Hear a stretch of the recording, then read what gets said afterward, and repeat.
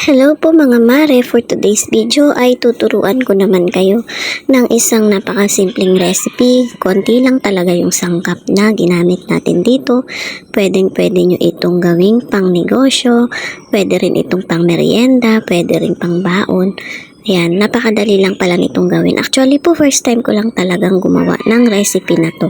Bali nang walang ako ng idea sa mga social media, pagkatapos ay ako na po ang nag-adjust ng mga sangkap.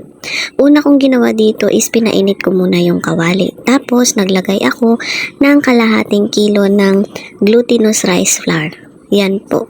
Dapat po glutinous rice flour ang gagamitin natin para maging makunat yung kalalabasan ng ating recipe. Bali ito toast lang natin ito hanggang sa medyo mag brown na yung kulay niya. Sa akin po medium high heat ang ginamit kong apoy at tinost ko po ito ng 10 minutes lang. Medyo okay na po yun kasi malalaman din natin na okay na yung ating nilulutong glutinous kapag para na siyang buhaghag na po yung magiging outcome niya. Yung una kasi pag nilagay natin ito is medyo mabigat po siyang haluin. Kapag natutoast na yung ating glutinous rice flour, mapapansin natin na gumagaan na po yung paghahalo natin sa glutinous rice flour. At sa ilang minuto lang mga Mars, tapos na ito. Bale, eksakto po is nasa 10 minutes ko po itong hinalo ng hinalo.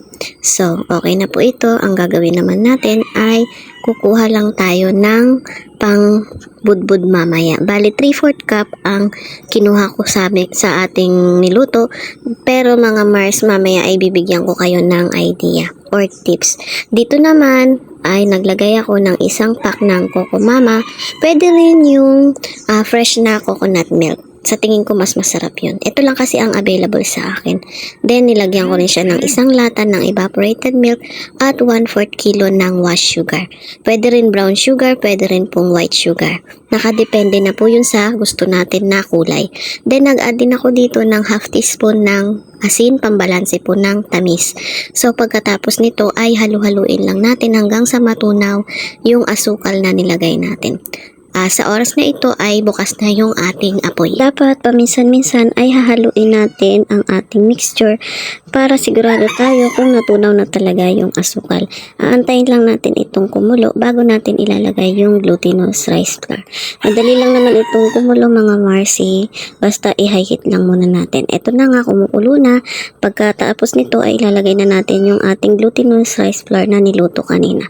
Then at this moment ay dapat hinaan natin ang kalan kasi masusunog po yung ilalim nito at mabilis na matutuyo yung sabaw. So ito mga Mars, bali dito sa tingin ko ay nagkulang ako sa nilagay kong coconut milk. Kaya ang ginawa ko dito, hindi ko na lang naipakita sa camera dahil po hindi ko alam na hindi pala nagpe-play yung aking video. Dinagdagan ko siya ng isa pang pack ng Coco Mama. Bali, ang total na nailagay natin dito is 2 pack ng Coco Mama na 200 ml ang bawat isa. So, ibig sabihin parang 2 cups po siya. Tapos, isang 1/4 na asukal at saka isang lata ng evaporated milk. At sa ilang sandali lang mga Marcy, ito na po yung ating niluluto. Nakita nyo naman, medyo lumapot na siya at nag-well combine na yung nilagay nating sangkap. Tsaga-tsaga lang dito mga Mars para po maluto siya talaga ng mabuti. Kailangan halu-haluin natin para maluto talaga yung ating glutinous rice flour.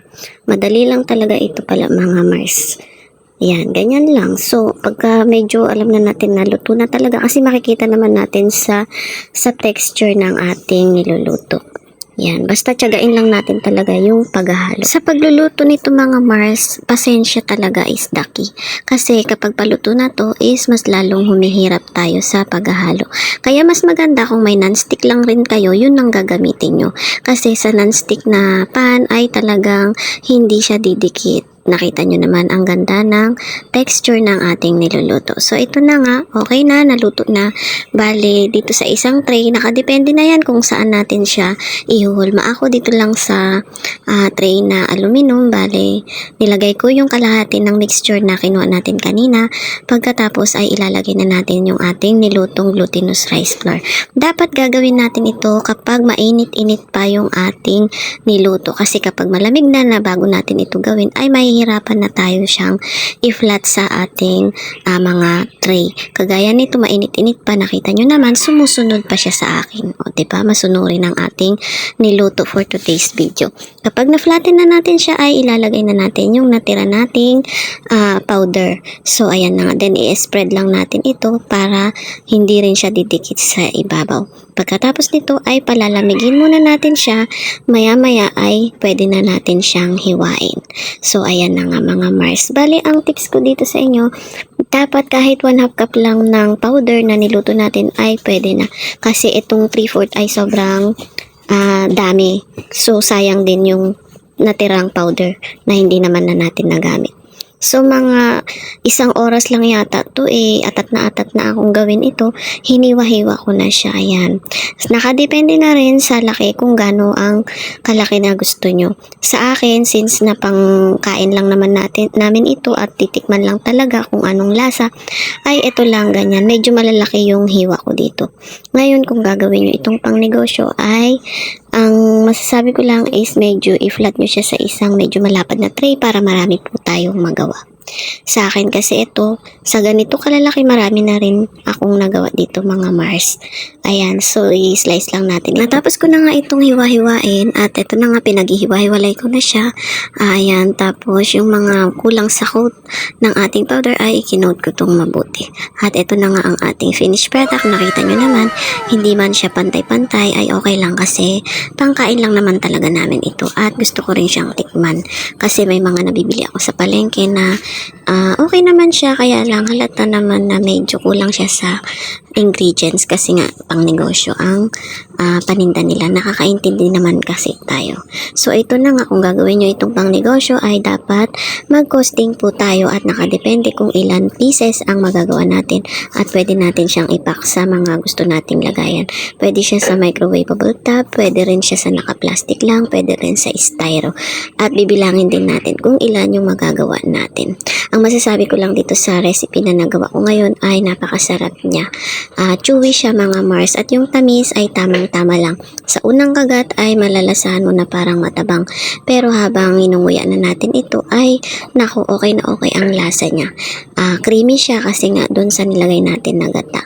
Siguro ang tips ko sa inyo kung gusto nyo talaga siyang mas masarap is maglagay tayo ng fresh na coconut milk. Pero para sa akin ay okay din naman yung Coco Mama. O diba, instant pa. So ayan mga Mars, sana po ay meron na naman akong na-share na isang recipe sa inyo na pwede nyo pong pagkakitaan or pwede rin naman pang merienda. Paano mga Mars, until my next vlog po. Bye bye, happy cooking and God bless. Pasensya na pala din kayo mga Mars kasi sa tuwing nag-edit ako ng video or nag-voice over ako, may mga kasabay talaga akong ewan ko ba, parang naiinggit sila sa akin. Lagi silang sumasabay sa pag-voice over. By the way mga Mars, sige po, bye-bye na ulit.